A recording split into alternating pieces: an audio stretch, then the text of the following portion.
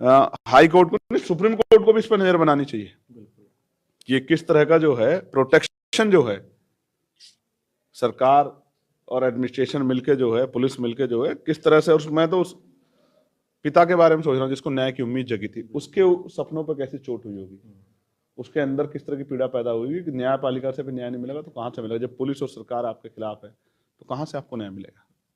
बहुत चिंता की बात है। तो ये गठजोड़ क्या समझ में आता है कि सत्ता का गठजोड़ और जो उच्च न्यायपालिका का गठजोड़ है ये घातक बन रहा है वंचित तबकों के लिए? हमारे लिए तो ऐसा है, जैसे जज साहब ने कह दिया कि भाई फोन पे अगर आप SC को गाली दोगे तो SC एक्ट नहीं लगेगा। तो मैं कह रहा हूँ फोन पे अगर किसी को आप धमकी दोगे तो वो धमकी मानी जाएगी। सामान्य व्यक्ति को आप दे दो, जैसे आपको कोई दे दे कि भाई नीरज पटेल छोड़ूंगा नहीं तुझे, बहुत बहुजन समाज की बात करता है, बहुत मिशन की बात करता है, तुझे तेरे बच्चों को छोड़ूंगा नहीं, तो वो तो अपराध है।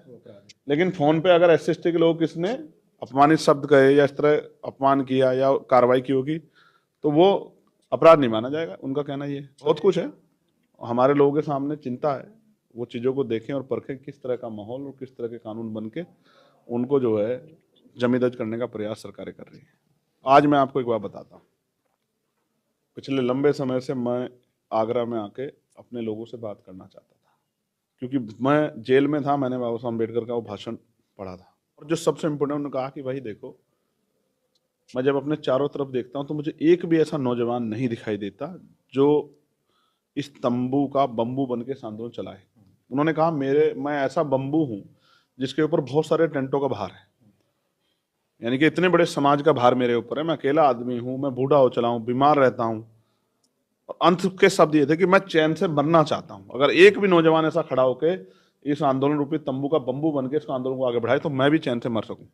तो अगर हम बाबा साहब की सच्ची औलाद हैं, आप चंद्रशेखर को गाली दो, उसको बुरा कहो, उसको एजेंट कहो, उसको ये कहो, उसको सब कहो, लेकिन आप खुद से सवाल करो कि जिन बाबा साहब ने कलम के दम पे इतने बड़े समाज को मुख्य धारा में ला दिया, उनको स्वाभिमान सम्मान जीवन दे दिया, उस समाज ने बाबा साहब को क्या दिया। रही बात राजनीति की, तो बाबा साहब की पार्टी थी आरपीआई के खिलाफ जाके नई पार्टी बनी बीएसपी, क्योंकि आरपीआई के जरिए बाबा साहब के सपनों को पूरा नहीं होने का मौका मिल रहा था। फिर बीएसपी के जरिए जब बीएसपी खुद से कमजोर होगी, 0 सीटों पे आ गई, तो बीएसपी को की पीड़ाओं को, बीएसपी के नाम को पीछे छोड़ते एसपी बनी, लेकिन पीड़ा समाज की है कि समाज को आगे बढ़ाना है।